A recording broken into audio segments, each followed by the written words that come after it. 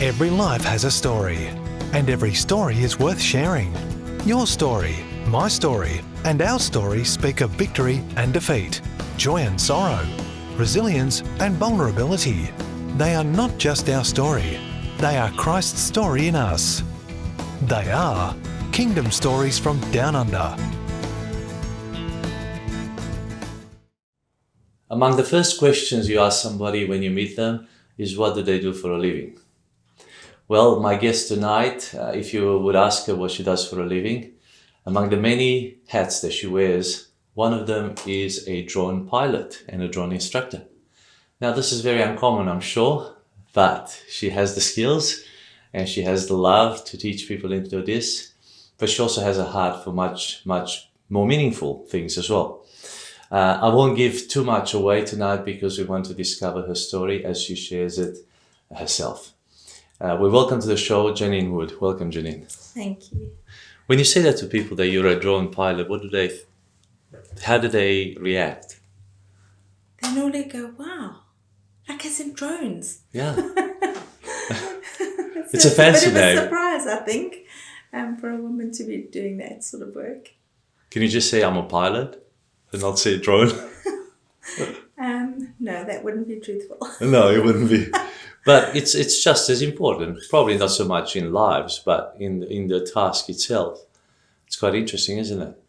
Because it's not just a little drone that, you take a couple of snapshots or videos. It's quite a functional machine.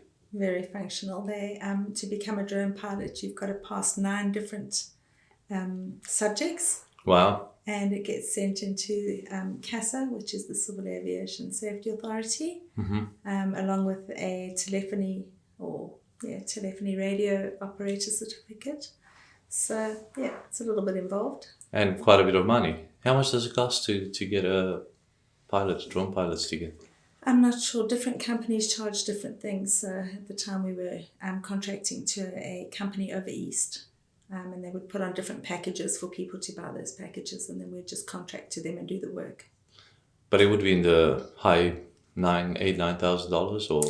No, 2,500, 3,000. Yeah. And how long does it take? It takes about 5 days of actual instruction. Yes. And then depending on whether you pass the flying part is whether or not you get your license. And a lot of practicing in between. You've got to have a minimum of 5 hours before you can even take the test. Okay. Wow. And you hire the drones or people buy them? For ourselves, we had our own drones that we would use. Okay. But some people bring their own, depending. Nice. Exciting.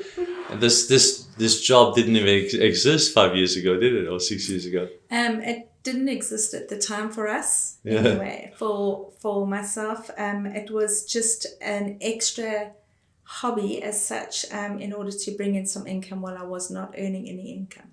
Oh, so, fantastic. Good hobby. Yes. Yeah. Now the accent gives it away. You are South African. I am. Born in South Africa? Born and bred? in Johannesburg, yep. Okay. Your parents, they migrated there or they had been born there as well? My father's father was a Russian Jew. And our family arrived in South Africa, spent most of their lives in Zimbabwe. But I was born in South Africa when my parents had moved back. So what was his surname, your great-granddad? Originally it was Rachelson. Rachelson. And he changed it when he got to Africa to Roberts. Okay. But it was never actually registered. So when my parents went to go and get married, they couldn't find him in the birth registry. Yes. Because he was under a different name. So my father had it legally changed to Roberts. Yeah. And that's what we had as a surname. Nice. So you grew up in Joburg? Yes. First sort of memory of childhood? 4, 5, 3? To be honest, I don't have a huge collection of my childhood.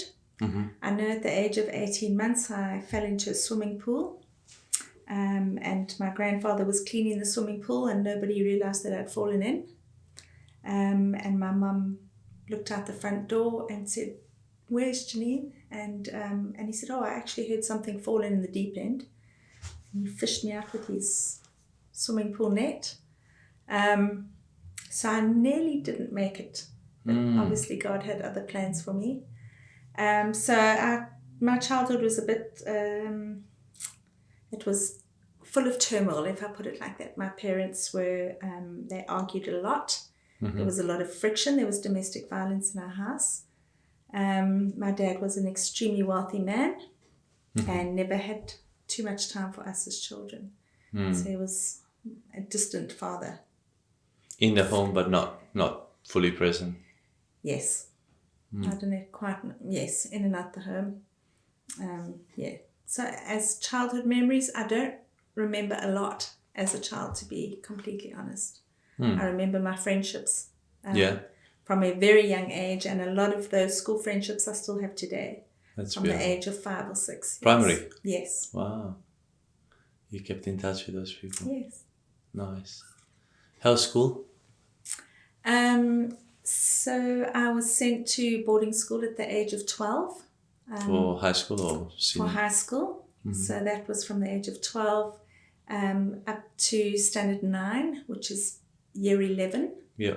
My parents had divorced at that age, at age 12, when I went into boarding school, and my reaction was pure rebellion. Yeah. I was the child that other parents would warn their kids against. Yeah. I was the child that ran away from school, that smoked through the school bathrooms, that climbed out the windows, that did all that sort of stuff. I was that child. And then finally, at the middle of my year 11 year, which is standard 9, I was finally expelled. So they put up with you for a good 3 years. They put up with me. I went to a Methodist school. It was extremely religious. Were your parents religious? Not at all. My dad didn't believe in God. In fact, I don't know if my mom did even at that time. So why Methodist college? Because they had the boarding school? Because it was a private school. Yeah. It was private. And also because when my parents divorced, my mom moved down to Durban. My father was in Johannesburg. And the school was closer to Durban, so I could be closer to my mom. Because my father had got custody of all 4 of us. So there were 4 of you? There were 4 of us. I was the youngest of 4. So why did he get custody? Because my mum and dad had married very, very young. My elder sister my mum was 15 or 16 when she had my elder sister Sharon. Yes. And by the time I was born, I was the 4th child at the age of 24. Yeah. And my mum had never worked. So she couldn't sustain it. She couldn't take care of us financially, where my dad at that time, he was a multi-millionaire. And he wanted custody? Or he felt responsible? I think he felt like he had no choice. My 2 eldest sisters had already left home. So it was only myself and my second sister just above me. So there's 4 sisters? Yes. Wow. And so, yes, he got the custody of both of us. But you were obviously in boarding school, so you would see him on the weekends, or? No, so I was 6 hours away from where we lived in Johannesburg. We were only allowed to go home once a term, which was 4 times a year. Yeah. Unless, of course, your family lived anywhere closer. So if you lived closer, you could see your family more often. We had weekly boarders, we had daily boarders. Yes. But for me, I was in boarding school full time. And most of the time, I was gated. We used to call it gated, when we weren't allowed out on the weekends for whatever it is that I'd got into trouble for. And there were times where my father was traveling. Yeah. So I just had to stay at school. So would mum come and visit you? No, my mum never came to visit us. And you never went home to her either? Yes, I did, when I was allowed. When I was allowed, yes. Did she remarry? She dated my elder sister's ex-boyfriend for a number of years. And about 25 years ago, or maybe 20 years ago, she remarried. She became a born-again Christian, and she married a Christian man, and they've been happily married ever since. Wow. And Dad?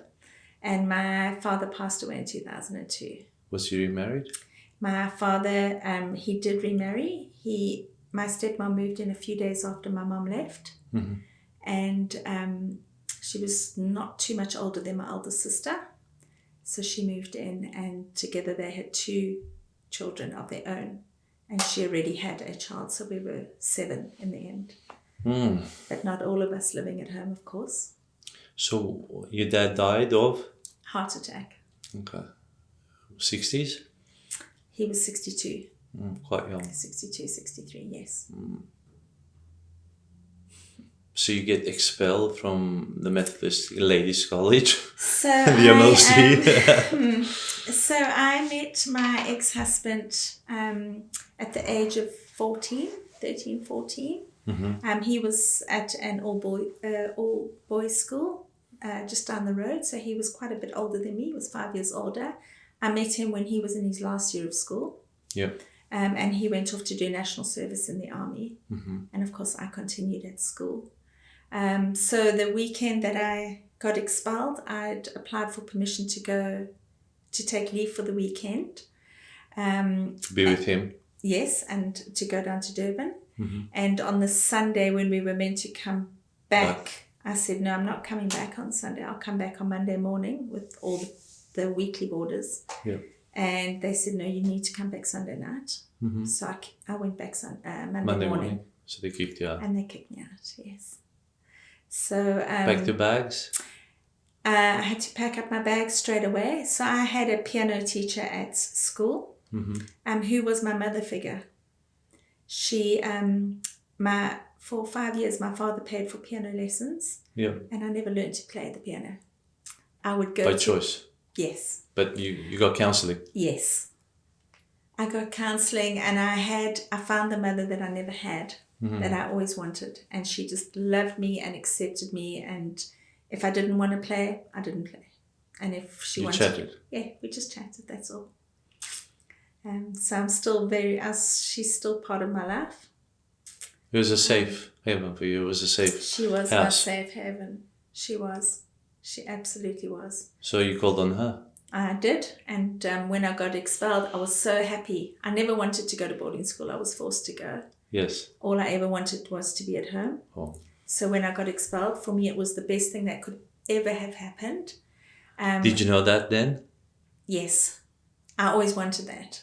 But for my father, it was extremely inconvenient. Yeah. Because now all of a sudden he had a daughter at home with his new family. And of course, he told me, you're a dropout, you're a loser. Nobody's ever going to want you at the school. I'll never find you a place in a school. No one's going to want you. And the next day we went to the high school in the area where we lived, and I started the day after that. Why didn't you go to the music teacher? Because she stayed in Pietermaritzburg, that's where she lives, and I stayed in Johannesburg, and it wasn't an option. Okay. It was not an option. I had to leave the school immediately, leave their premises, take my stuff and leave. And then you went to a state school?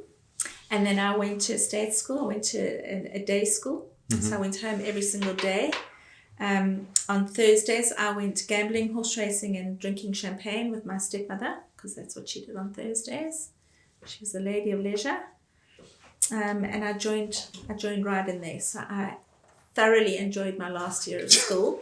My school marks went sky high. Yeah. From absolutely failing dismally throughout school. I went through school well. I finished well. I ended well. So academically, you were very switched on. You just didn't pay attention before. Academically, I had zero. I had absolutely no desire whatsoever to be at that place. I was absolutely miserable. But as soon as I was in the place where I felt I needed to be, you thrived. I thrived. I absolutely thrived. Being at home, being around family. So your little sister was still home? I am the little sister, remember? I'm the youngest. So I have 2 little brothers and a stepbrother. Okay, so those were born and they were now at home? Yes. So when I met my stepmom, she had a 6-year-old son, Robin, who was brain damaged from a previous marriage. And so he was my little stepbrother, but then I had 2 younger brothers from them. So there were 4 children now in the family. So 3. actually there were just the 3, the 4 of us at home. So Robin was sent to a school for special children, also in Durban when we were in Johannesburg, so we didn't see him. We saw him from time to time. And my 2 little brothers were just at home, so I was the best babysitter. I was the big sister who could arrive and look after the little brothers. Yeah. But on my last exam at school, I left that night and I flew down to Cape Town, which is where my ex-husband's parents were running a bakery. And I moved in with them the day I finished school. And he was still in the army? He had finished the army and he had worked a bit on the mines, and then he had moved down to Oudtshoorn, where his parents owned a bakery, and his dad was ill with cancer, and the plan was for us to move to Oudtshoorn and go and take over the bakery, so his parents could do whatever they needed to do. So I started working the day after, literally. Landing. Yes. Learning the trade. And the idea was to stay there, learn the trade, and then get married. Yes. And live happily ever after. That's if there is such thing. That was the so plan. Finished year 12. Now you're with your boyfriend. Did you marry him? So I lived with his parents. We were not allowed to live together at all until we were married. So he had some values, or his parents? He had no values. His parents had values. Okay. Yeah. And I married him the very next year. Okay. So the next year we were married. You were allowed to be together after that, right? Yes. Or you were together before that anyway? Actually, we moved to George, and George is close to Oudtshoorn, so in the Cape, and we moved there. We stayed there for about 18 months to 2 years before my eldest daughter was born. Mm-hmm. How was life then? You were working at the bakery, long hours? We had left the bakery, so as soon as we got married and we moved, we decided the bakery was not for us. The bakery was sold. Yeah. His parents sold the bakery before his father passed away. And we moved to George, where I worked for an car rental company first, and then for an air compressor company. Nice. And he was doing fly in, fly out? And he was mining? Continued in the bakery, actually. Oh. He managed to get a job with Pick and Pay, which is like it's like Woolworths. Yeah. He became the bakery manager there. Okay. And actually, that's when things started really falling apart. So what was going on? So he, right, actually, even from the start, really, he used to drink a lot. Mm-hmm. But because we never lived together, it was all the things that I didn't know beforehand. Yes. Yeah. It was only once we got married that all these little things started coming out, and the cracks started showing very quickly. And he would often, and I'd say often because I knew only about the ones that I knew about, and I didn't know about the ones I don't. But he would be quite open about people that he was just having an affair with, quickly here and there and everywhere. Mm-hmm. But I was pretty much stuck. And also not only that, but the mental abuse started. You know, why are you so fat? Your teeth are so far apart. All these little things of pulling me down started. Mm-hmm. And that's where all these little lies started becoming my truth, because that's what you believe after you get told for a certain period of time. He broke you?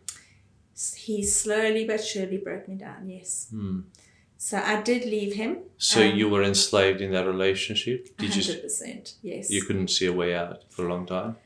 I couldn't, because I didn't know how I'd manage on my own. And you had a daughter? I had a daughter. I was also told about 3 weeks before we got married, my mum, along with some friends, had said, "You are crazy if you marry him." We had just found out that he'd been with his boss's daughter. And everyone said, "You are crazy." You know, my mum said, "He will never change. If he hasn't changed now, he's never going to change." But for me, I think I just wanted to prove everyone wrong. So I married him anyway. And I think I was always a bit like that. If you said I couldn't, Yes. I could. Yeah. So I was always very determined. Stubborn.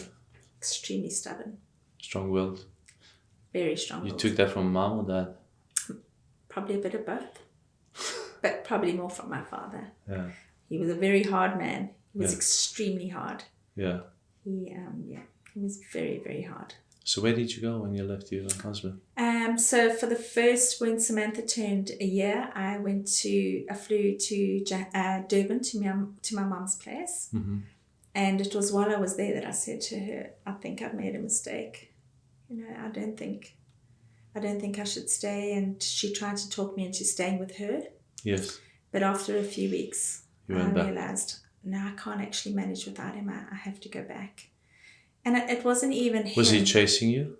Yes, he was. Every day on the phone, he would phone and say, I'm so sorry for what I've done. Please forgive me. I won't do it again. And so it's a huge amount of manipulation. So what broke the deal? What made you leave him? Was it because he had an affair or was he abusive to you? Both. He was mentally, physically abusive towards me. And when Samantha was 3, I fell pregnant with Tyler, my youngest daughter. Or my second daughter at the time. So you went back to him? I stayed with him. Mm-hmm. I actually stayed with him when I found out I was pregnant again. Yeah. And when I was 8 months pregnant, we had some friends around at the house. It ended up in a drunken brawl. And he literally hit me down the driveway. He just punched me and I went straight down our driveway and I went into labor the next day. Mm. And I think in my head, that was it for me. Yeah. But it wasn't the final. I wasn't at the end of myself. Mm. I had Tyler and within 2 weeks we moved down to Durban. Not Durban, to Paarl in the Cape. Mm-hmm. And I realized that we were in a really bad place. So I went to a church in the area, knocked on the door, and I asked the pastor if I could please come and see him. We needed some help. And he looked through his diary and he said, maybe in about 2 weeks' time. And I went home, and that night Pierre disappeared. He had opened a pizza place with his friend. He went out on the Saturday, and I didn't see him again till the Thursday. And on the Wednesday night, I was sitting just listening to the radio. I was breastfeeding Tyler. She was about 6 weeks old. And I heard this lady who had spoken about her husband who had abused her time and time again. And she said one day she just decided that was the last time he was going to come home and beat her. And she found the heaviest vase in her house. She picked it up and she beat him. And she beat him to the point that he went to hospital. And she said that was the change for us. My husband never laid a hand on me again.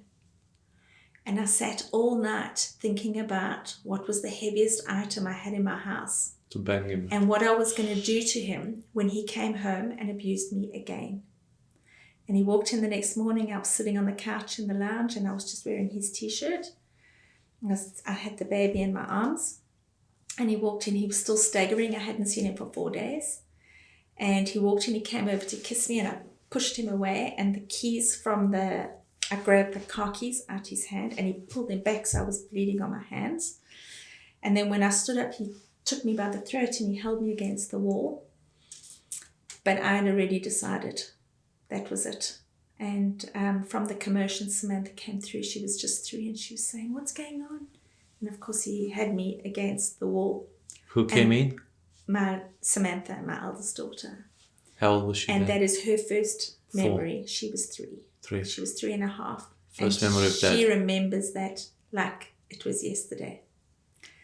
I took the keys from him and I went next door at 6 o'clock in the morning because that's the time he came home. I knocked on the door. I'd never met the neighbor. Yes. And he came to the door, really confused to see this lady in just a t-shirt, blood on my face from wiping my tears, baby in my arm. And I just said to him, "Can you please take me to the airport?" And he said, "Well, should I phone somebody?" And I said, "No, I said, I'm actually thinking And more clear. you took the other child with you? No, I just had the baby in my arms. I'd just gone to the neighbour. I said to him, I've never been so clear-minded ever in a very long time. But I need to go to the airport. And he said, I'm getting dressed for work. And then I'm going straight into Cape Town so I can drop you on my way. And I went back and I phoned my mum, who was absolutely shocked to hear from me because I'd never wanted to tell anyone I'd failed. She never knew the extent to what the abuse was. And I just said, Mum, you need to beg, borrow or steal. I don't care how. But today I have to get on the next aeroplane out of here. Otherwise, I'm going to do something I'm going to regret for the rest of my life. And she phoned me back probably half an hour later and she said, you can get on a flight in 2 hours. Where was he? He was just following me around actually. Even while I was on the phone to my mum, so in those days she still had the phone attached to the wire. Yes. And we lived in a very small little place. And so this telephone could literally walk around the whole place. And I was standing in my room throwing stuff in for the kids. Yeah. And he was just standing with his hand against the wall in the doorway watching me. And he was still miming, I love you. And I just took the top of that telephone and I just remember hitting him as hard as I possibly could on the head. And I packed the bags as soon as our nanny arrived. I asked her to quickly go to the school because that was just around the corner from us. Go and pick up everything for Sam, and get back. And when she came in, I just took off my wedding rings and I said, I can't pay you. You can keep my rings. You can take any of my clothes. I'm out of here. And I took both my children and we were on the next flight out. And we flew to Johannesburg. So he didn't stop you? He couldn't stop me. And also he was drunk. He was still drunk from the night before. So we arrived in Johannesburg and my mum said never will she forget that look of these girls on the escalator, myself and the baby in my arm and Sammy on my hand. And of course, because he had hit me in the mouth, I couldn't even close my mouth. So it was a very big shock for her to see us arrive. But that was the start of my life, I feel. The first time that I gained a bit of control. 25, 26? At that time, I was 23. I was 23 because Samantha was 3 and I'd had her when I was 20. Wow. What a story. What a story. So you're now with your mum, looking for a new place. I stayed with my mum. I was with her for about 3 months. I'd found a job. My boss was really kind. He sold me his car, which he allowed me to pay off through my salary. So I had a car. Yeah. I was with my mum. I saved my money. And within about 3.5 months, I had my own little place. I moved in there with my little girls. And I was in there for... What were you working? I then got a job at IBM Computers. Wow. And who was looking after the children? They were both with the daycare mother. Okay. And yeah, so that was the start of things getting much better. I was earning a very good salary. I had a very good job. And I was training people through my work. So you were very, very good with the skills. You could gain skills very quickly. You could learn things. I could. You didn't have any education in computing, have you? No, actually, when I left school, I really had a heart to be a teacher. That's all I ever wanted to do was be a... So you made sense of things and could explain them quite easy. I could. When I was in Mossel Bay, I did have a very brief job with a computer company and they needed us to train the people who were arriving from other countries just how to do basic computer skills. So I became a teacher with absolutely no skills of my own. Yeah. That's fantastic. So I was with IBM for a couple of years and then I met Andy. So I met Andy through a mutual friend. She lived next door to my mum and Andy lived next door to her mother. And we were introduced. What was his story until that moment? Andy had he was an international rugby player, so he hadn't settled down. He was a rugby player? Yes. Wow. But he also, he had finished Bible school, and he was full-time in the ministry. And then he had to go to South Africa. It was either go to South Africa and complete his trade there or go to the army. He was from Zimbabwe? He was from Zimbabwe. He was born in Malawi. He was schooled in Zimbabwe. So he went to South Africa, finished his trade, and then went to Bible school. Finished up Bible school, and Rhema, which is the church he was part of, sent him back to Rhema, Zimbabwe to work full-time in the ministry. Okay. When he met you? No, that's where he met his first wife. Oh. So he met her, they moved back to South Africa. And did you know him then? No, I never knew him at that time. Okay. So he was married for not very long. Not very long. His wife finished university and left him for her own life. So he just literally paid for her university, and then she went on her way. And then he stayed in South Africa, and I met him 6 months after they were divorced. So you were introduced at a party or a small house? We were introduced at the Rainbow Waterfront, which is just like, I suppose, like Hillary's. Okay, nice. And was there a spark? It was love at first sight. It was? It was for both, 100% for both of us. Wow. So Andy and I, so we were introduced that evening. Yeah. And we danced. We talked all night. We danced all night. We talked all night. And then I gave him my phone number and I left. Yes. And he got to his car at 2:00 in the morning and looked for my phone number in his pocket and realized the number was gone. He lost. So he had got home when he realized it was gone. So he drove back there and he got the guard to come and try and help him find the number. He was on his hands and knees looking, and he couldn't find the number. But he remembered that I worked for IBM.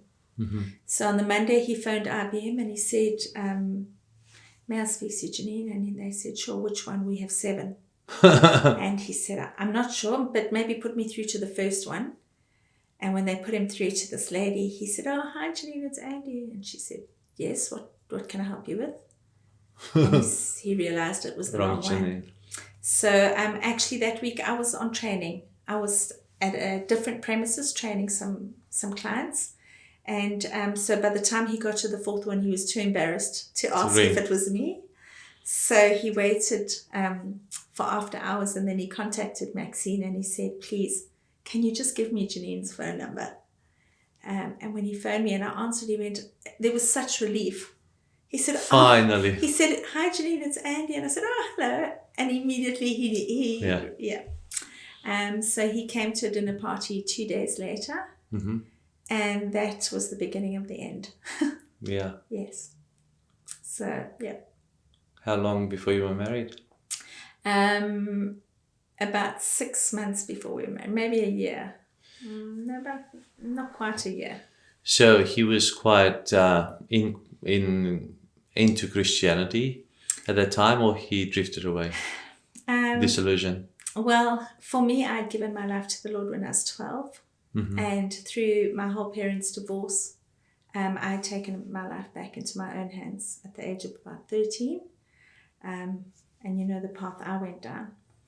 For Andy, he had given his life to the Lord and had always loved God, always wanted to do the right thing, worked in the church, was the youth pastor, was always very, very involved in church. Yeah. But through his divorce, he had gone back to the church and said, look, you know, my wife doesn't want to be married and I don't believe in divorce. Yes. And I just need some help. And he was given a book, some tapes, and said, good luck, brother.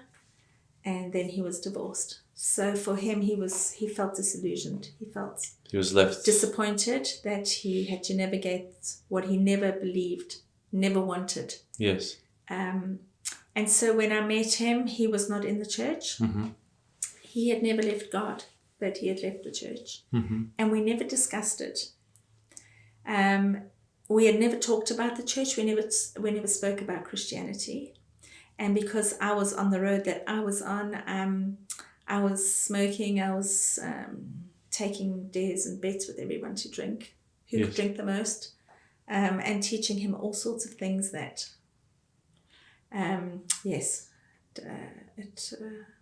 it's not nothing that would glorify anybody to go down that road. And then one day, I was busy doing my pilot's license actually. So Andy owned his own aeroplane, and he said to me, why don't you become a pilot? I've got the aircraft, we love flying. Why don't you do that? That's something you can do. So I decided to do my private pilot's license. And while we went down to one of the, like a garden centre. Yes. And we were walking up and down the aisles of the plants, and we were practicing my radio calls. And he said, I just need to have a talk to you. Can we just go and sit down and have some tea? And in my mind, I was thinking, I think maybe he's going to break up with me. I wasn't quite sure what his plan was, but he was very serious. And we went and sat down there and we ordered the tea, and he just looked at me across the table and he said, I can't continue like this, so I just need to tell you something. And he said, so Janine, back in 1982, I was ordained as a pastor. And of course, for me, hearing that, flashing through my mind were all the things that we had just been living through. I started laughing. I've done all that with the pastor. I started laughing, and I just said, oh dear God, I think God's just looking at me thinking, I definitely need some help. And of course, he didn't think it was very funny, but for me, I was hysterically, just laughing because I was just, in another bubble. Yes, thinking, oh my gosh, how am I going to explain my way out of this one? And but that sowed that seed back into my heart.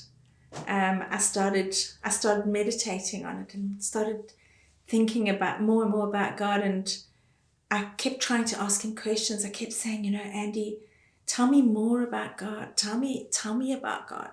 Teach me, because I know he was teaching in the Bible school. He must have had all this knowledge. And he just said to me, never. He said, I cannot tell you anything because I'm a hypocrite. He said, if you want to know anything, go and find yourself a church. But I'm not going to be the hypocrite. And it gave me more desire than anything to know God even more. You were married at this stage? We were not quite married not then, quite. But I had fallen pregnant. Okay. And that was another reason why he felt that he was a hypocrite and that he would never, ever be the one to talk about it. So we moved down to Durban. He got a really good job down there. We moved our whole family down to Durban. And about 2 weeks later, I had Kayla, which is our first daughter together. Andy had adopted both my eldest girls. Yes. After Pierre and I had finally got divorced, he agreed to sign the kids off. And so Andy immediately adopted them. And so we were already a family unit. Yes. And when we were living down in Durban, so Kayla was just born, and his best friend that he was in the youth with, Howard, every day while Andy was at work, Howard would come sit with me, and Howard was a pastor. And he'd sit at the end of the bed and he'd just say, how are you? I didn't even know this man. He was a complete stranger. But he just befriended me. He was just there for me. Kayla was in intensive care. She was born premature. She struggled with her breathing. She was in hospital? Yes. It was touch and go for her. We weren't sure if she was going to be okay. And Howard just came every day faithfully. He used to come and see me, talk to me. And then he started talking about a trip that him and his wife had taken with their twins to Mauritius, where they had met a wonderful man of God, and their lives were upside down. Yes. And so I wanted to hear more and more and more. And when I left hospital, Andy needed to go to Angola, I think at that time, to go and work on some aircraft that were stuck. And I was going to Howard's house 3 days a week, where he had started a home church. And I was so hungry for God, I could not get enough. Yeah. I can't even remember driving home some nights because I had a brand new baby. I was up every 2 hours. Yeah. But nothing was going to stop me. Absolutely nothing. It was about a 40-minute drive for me. there and back by myself in whatever time of night. 3-4 times a week, I would be going up and down the mountain to go and hear more about God. Beautiful. So my life was it was a radical conversion, definitely. I remember one day I took Kayla to school. She was just maybe 2. And when I went down the stairs of the school, I met somebody that I was at boarding school with. Wow. And I looked at her and I went, wow, Joan, you've changed. And she looked at me and she said, I just hope you have. And that's where I realized, wow. And I took the opportunity to write and contact as many people as I could, people who I'd hurt, Yes. people who I'd been a really bad example to, and I asked forgiveness. And I shared what God had done in my life. And do you know when you actually got converted, or was it a process more? I think it was more of a process because I'd made that decision at the age of 12. I'd physically gone up to the front, given my life to the Lord. For me, that was done and dusted. But I think, looking back, hindsight is an amazing thing. And I think for me, it was more an emotional conversion than it was something that was well and true. But there was absolutely no denying. So when Andy came from Angola? So when Andy came back, he just joined me. He joined me. We were as hungry for God as each other. Yeah. And we put our lives right. We got married. We repented. We said sorry to our parents. And we put things in order. Yes. In order before the Lord and in order before anybody and everybody who knew us. And it was good. It was really good. When did you decide to come to Australia? So after that, when Kayla was just before Kayla turned 3, yes, everything where we were living, just every single door closed down. The house we were renting was put up for sale. Andy's job, in 4 days, he didn't have a job. Dissipated. Every single door that could have been closed was shut in our face, and we didn't know where we were meant to go, what we were meant to do. We had met the pastor from Mauritius, Mickey and Audrey Hardy from Mauritius, and they had said, well, come to Mauritius.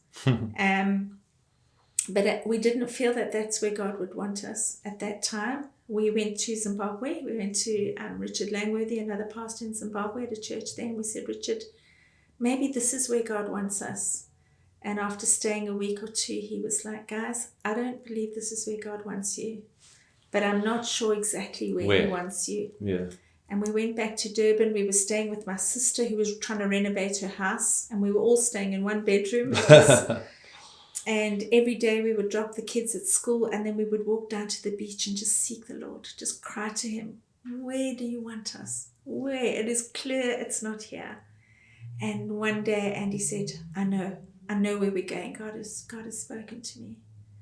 And I said, well, Andy, I'm deaf. Either he's not speaking to me, he's lost my number, or I'm not hearing, but I cannot hear it. You need to tell me. And he said, I will not tell you. He said, unless God tells you, we're not going anywhere, because I will never have you turn around and say this was a bad idea and it was all your idea. And about 2 days after that, while we were down at the beach, all I kept hearing was England. In my heart of my hearts, that's all I could hear. And I just thought, no. All I know of England is Coronation Street, all these ladies with curlers in their hair, hanging out the window, with their cigarettes at the side of their mouth, and I just hanging out the windows. I thought, there's no way. That God cannot be telling me to go to England. I can't believe it. And he kept saying, I know that he's spoken to you, Janine, where are we going? And then as soon as I said, I think it's England, he just started laughing. He said, yes, I knew it. And I started crying, going, why would he want us to go to England? Because in my head, that was what England was. Yeah. And within 3 months, and it was a miracle of how we got there, absolute miracle how we got there. But when we did, Andy had chosen, when he got to England, he went a few weeks before us, and he got to the airport and he said, Lord, Do I go up north where my brother and my whole family is, they can take care of me? Or do I go south where I knew somebody from the church once, he was at school with him, and he felt, just get on the bus and go south. And he said, yeah. I stood there with my passport and I thought, my brother's offered us a car, a house, everything. Yeah. But the Lord wanted me to go south, and he hopped on the bus.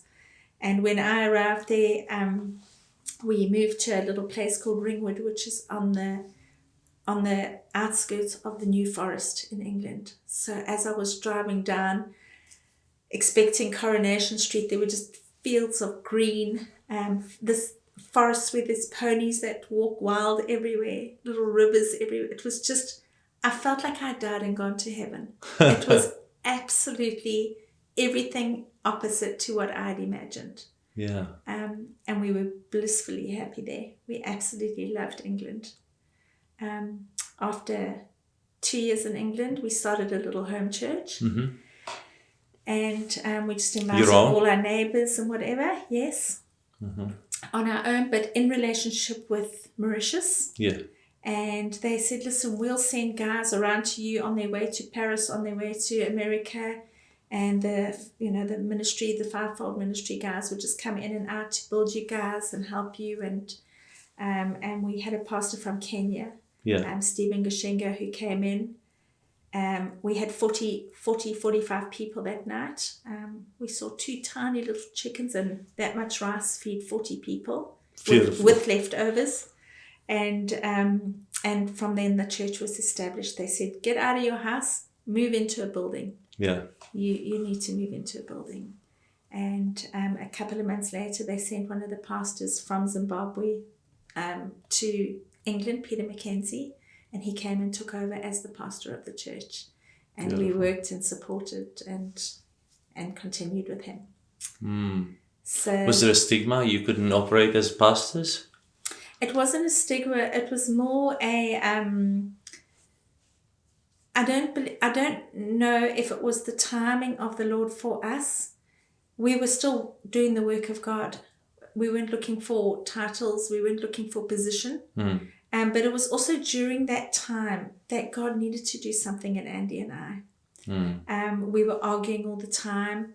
I was working full-time in the church, and he was having to go to work, which was not what he wanted to do. He wanted to be working in the church. He was training pilots. Oh, okay.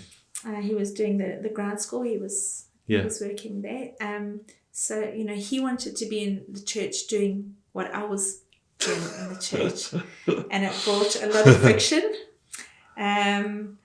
It brought a lot of challenges along our way. The kids adjusted okay? The kids loved England. They thrived in England. There was just, And from England, you came to Australia? Or you went back? In England, so during that time, we were actually at a really rocky point in our marriage.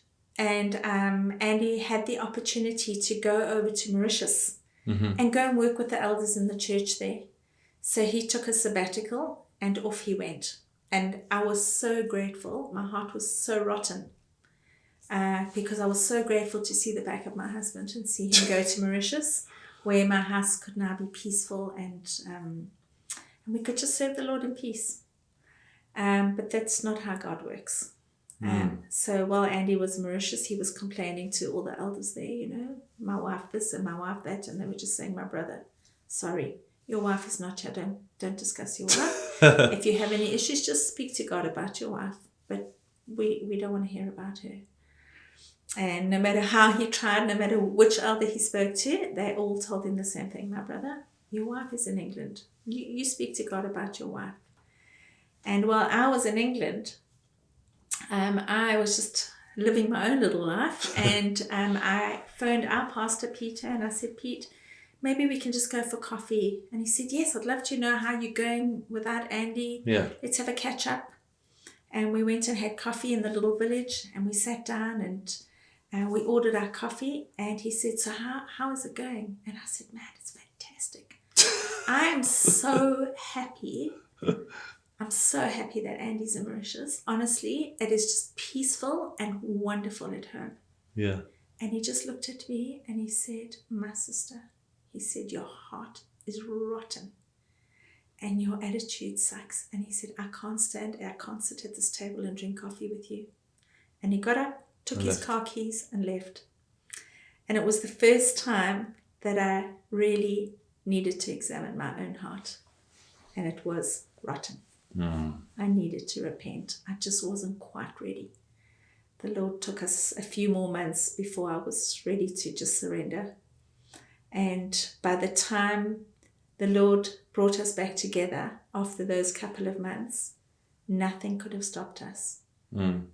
Andy had gone to a preaching just after that, and Mickey Hardy spoke about, and he said it felt like he got the keys of heaven that night, where Mickey spoke about denying yourself, picking up your cross and following Jesus.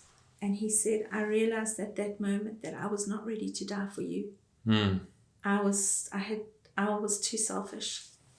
And he said, when I realized I needed to lay my life down and surrender my life to Jesus and lay my life down for my wife, he said, everything changed. Yeah. Everything changed for me.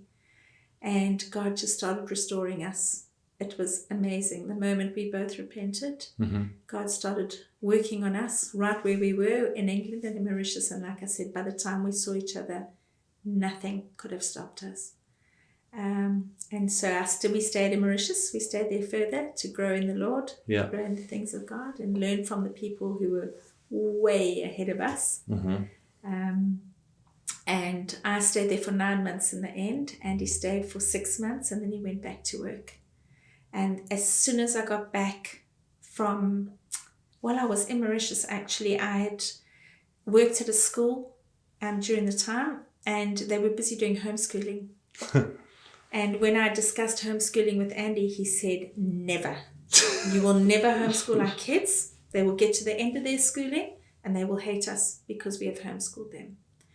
But he was in Mauritius. I was in England when I had made this decision.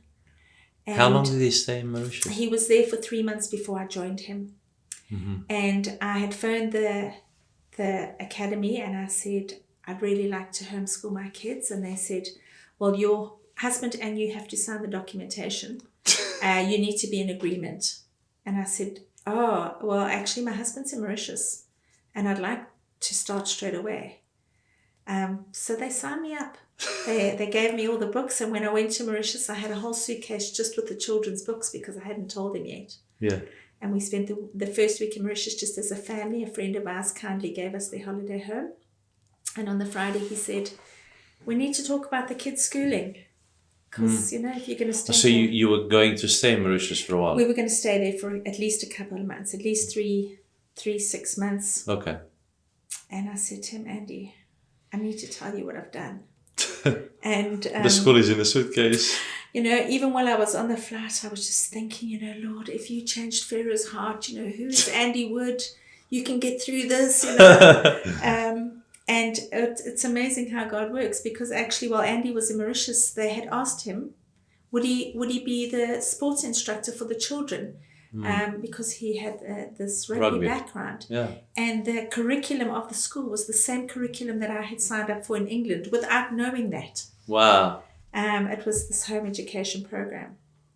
So when I arrived in Mauritius, as I said, we were there for a week, and when he said it's time to talk about the school, I said to him, I've got something to tell you. You're going to be very angry. Yeah. And he was for about 5 minutes. And then he said to me, well, it's amazing how God works, because this is the school that I'm working at. They're using the same curriculum. Yeah. And I have seen these children change. I've seen their attitudes. I've seen how they love God. And I want that for our children. So it was an easy transition. Yeah. And I worked at the school, so I got a really good foundation in what and how I was doing it. And then as soon as I got back to England to go and join Andy after our time there, Andy had been offered a job in Perth. Wow. They said, Andy, you've got the European pilot's license, you've got all these licenses, and we want that here in Perth to be able to teach our pilots here. And Andy had gone all over to America, so he had exactly what they needed. But it meant that his salary would be cut in half. They would not pay our air tickets. And financially there was nothing here for us, and we had never been to Australia. So we started praying and saying, God, is this what you want for us? We weren't sure at the time. Everybody was going, you're crazy. It's Australia. Of course you should go. Yeah. And we were thinking, we'd rather be where God wants us than be in Australia without God. And then we were in trouble. So by this stage, you were quite mature in your Christian walk. We had been around the block a few times, definitely. We had grown a little bit every time. And by the time we made the decision, we said, we feel peace in our hearts. We had contacted the guys in the church and they said, Go for it. Go for it. There's nothing stopping you. And we just felt like if we went, we just wanted that support. And there was nothing financially viable for us to come over here. But I said, Andy, let's just apply. Let's tell them apply for our visa. We know people have waited years. Yeah. And 5 weeks later, our visas arrived. And they said, we can book you at the end of the month. And that was not what we ever expected, ever. So you had to pack up. Andy came over first. He stayed with one of the guys who he was instructing with. So this young guy, Wayne, was actually in Andy's flight school in England. Oh. And when he came back, he had told his bosses about Andy, who had then tracked him down. So when Andy got here, he stayed with Wayne's parents in Lansdale. And Andy said, look, we've got somewhere to stay. I'll try and find a house. And everything just fell into place. I arrived a few weeks later with the kids. What year is this? And we arrived in 2006. Wow. And yeah. Fast forward. To today. So your daughters? After being here, so our daughters now, Samantha is 32. She has 2 little boys. I have 2 grandsons. She's married to an Australian. Beautiful. Tyler is married to an Australian. They live over in New South Wales. Are they all in the Lord? All my children have given their lives to Jesus. Are they all serving him now? No, they're not. Not how we want our kids to serve the Lord. But they love the Lord. If they're in trouble, they know who to call. You or the Lord? Both. They'll know I'll call on the Lord, that's for sure. So Tyler's just had her little girl, Summer, and she's got a little boy. And then our 3rd daughter, Kayla, she's here in Perth. She's working here. She's not married. She's with you? No, she's in her own house. She's 25. And then Nikita, our youngest daughter's just got married. So she and Chris, her husband, they're serving the Lord. And Nikita was born here? Nikita was born in England. Nice. So they're here, they serve in the Lord in Butler at Kingsway, Kingdom City. They both serve in the church there. Beautiful. So yes. And you've established a ministry called No Limits. Yes, so No Limits Perth was established in 2015 along with 2 police officers. I'd always had a heart to help other people, even when we were in England in the church. Yeah.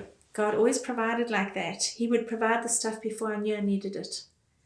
So we established in England, it was just called Helping Hands. Yes. And things would just arrive and people would say, I have a microwave, and I'd say, what for? And the next day someone would phone me going, you don't know anyone with a microwave. And that's really was the real beginning of that sort of journey. Yeah. So when we came to Australia a few years down the line, I started working for a home education company, the same one that my children were doing. Yes. I had about 500 families who I was taking care of as the parent mentor.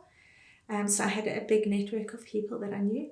Would you recommend Christian homeschooling? People, 100%. Yeah. 100%.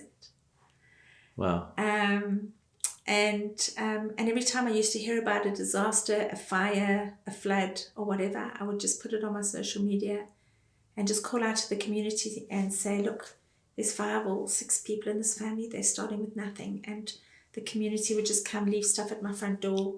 24 hours later, whole house is furnished. Yeah. And that's how it started. You're probably an interior designer too. No, I don't know about that. I'll have to invite you to set up our new studio. Oh, very good. Soft furnishings and stuff. Oh, we'll see. I don't know about that. But so you gather goods, household goods, white goods. So I established No Limits Perth with 2 police officers. None of us had ever met each other beforehand. The one police officer had moved somebody into safety with a child, and she had heard that I help people in the community and contacted me. And we had met with Belinda, who's the other police officer. They also didn't know each other in South Africa, so we were all strangers, but we all had the same heart to... All South Africans? All South Africans, all wanting to reach out to people in the community. So as police officers, they couldn't obviously give out all the information, but for me, I had the contacts. Yes. So when we discussed, why don't we just start something random on Facebook, I don't think we had any idea what was overwhelming. So before we even met, I remember speaking to our pastor, Piet, and Lisa. We had coffee at 6 o'clock one morning with Andy before he went down to work. And I said, guys, I don't know what's happening. I just feel like the Lord is going to start something. Yeah. But I don't know what it is. I'm meeting with 2 policemen next Thursday, and I don't know what's going to happen. And Piet said, there's actually a lady in our church. She really has a heart for the homeless. You should get hold of her. And then he said, actually, she's very busy. She's a project manager. No, maybe not. And then my phone rang, and it was 6:30 in the morning. And I picked it up, and it was the lady he was speaking about. I didn't even know who she was. Yeah. And she said, Janine, you don't know me, but I'm in the same church as you. And I was praying this morning, and I was reading about Joseph, and God just told me clearly, don't sign your contract today, because I'm supposed to sign a new contract for over East. But God has told me to contact you and to follow you, whatever you're going to be doing. And I said, well, I haven't told anybody that I'm doing anything, because this is just something that I feel God's doing, but I don't know. She said, I need to come see you. I need to come see you. So I said, all right, well, you're not going to believe me, but I'm actually not at home. But I'll be home in 20 minutes. And Andy and I, we couldn't believe it. Yeah. But it just happened at that very moment that he was telling us about her. In 20 minutes, we went home. And she said, I don't know what's happening, but I just know that whatever you do, I'm going to be right there to help you. And she was part of our board. Wow. We started a little Facebook group. Yeah. Within 3 weeks, we had more than 1,000 people. Originally, it was going to just be for victims of domestic violence. We had all come from a background where we were hurt and we didn't have the help that we needed. Yeah. And we realized there must be a gap somewhere. Yeah. But we were in a position where we could take the community and say, let's help this person. And I had been doing it already. Yeah. And all of a sudden we started getting cries for, I need food, I need to leave my husband, or I've got a very sick child, we don't live here, we've come from the country. And all of a sudden all these messages started coming to us, and we had no idea what we were doing. We were just taking each one and going, yes, we can help you, no, we can't help you. Yeah. And that's how it started. Wow. And today you're helping so today, about 12 people a week? So today we've been established for over 6 years now. Yeah. We've got a couple of vehicles. And we are actually, our service extends out to about 76 external organizations, all the government agencies. There's different churches, schools, hospitals, homeless services, all that type of thing. They just come in and ask for goods, or so they send us an email and saying this is the situation of the family, and we can say yes, we can help them, or no, we can't. So is it mainly furnishing, or is it both food, toiletries? So we do food 3 days a week. We've got a food distribution. Hampers or food greens? Hampers, both. Okay. We do food hampers, fruit, veggies, meat, that sort of stuff. And then we do all different things: toiletries, clothing, furniture, school stationery. We have what's called a wraparound service. Wow. So if somebody started with nothing but their clothes on their back, we would be able to set them up to start off. Oh, that's beautiful. Andre Oberholzer mentioned a little bit about what you guys are doing. I had a meeting with him, and he did some volunteering, and he was just thrilled. He just loved, after what he's done also with YWAM. That's right. Yeah, just complemented that. Let's talk legacy. What would you like to be remembered by? The heart of God. Heart of God. The kindness of God when we don't deserve it. Mm. You know, we choose people. We look at somebody and we'll say, we make a decision about them. But God does not work like that. He chooses who he chooses. And it's not the most lovable people that he chooses. But if we don't come with the heart of God, with zero judgment, I wouldn't do what I do. I absolutely love the people he chooses. And I realize the biggest thing out of everything is that nobody chooses to go down the wrong road. There's always somehow some trauma of childhood, some trauma somewhere in their childhood, that people turn out the way they do. And we're all broken somewhere. You know, I listened to a podcast recently about this, and some of the greatest achievers in the world have got where they did because they had trauma. That's right. So, you know, we think of trauma as being the worst thing that could ever happen to a child. But unfortunately, we don't realize that God can turn it around for good, because all the grit and resilience develops, and the ability to push through. And there's people to get to a stage where they realize that they have no limits. There is absolutely no limits. There's absolutely no limits to that. And you can't develop resilience and grit in a comfort zone. No. There has to be a lot of opposition. And it breaks you, but it makes you. You can't help anybody unless you've lived it. And that's the beauty part of it. Thank you so much for sharing your story. I've learned so much from you today. And I'm sure our listeners have done the same. Thank you. Well, what a story, eh?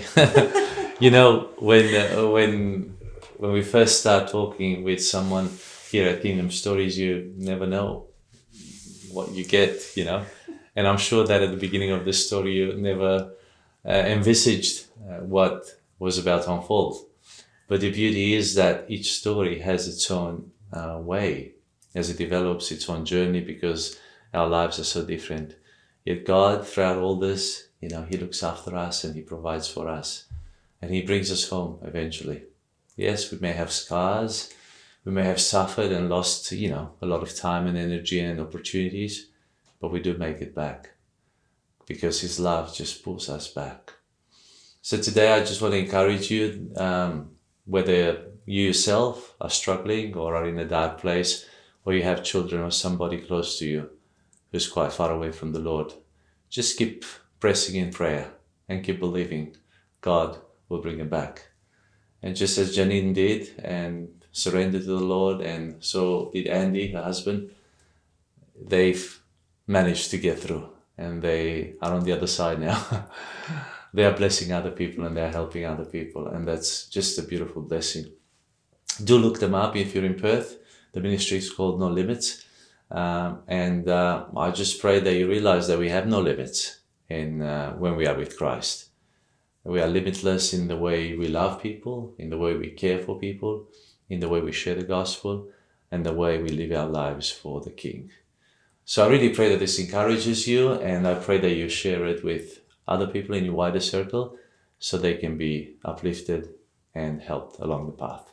We look forward next time to see you at Kingdom Stories from Down Under.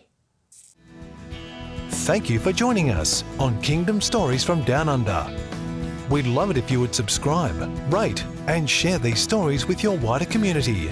And remember, every story is worth sharing, including yours.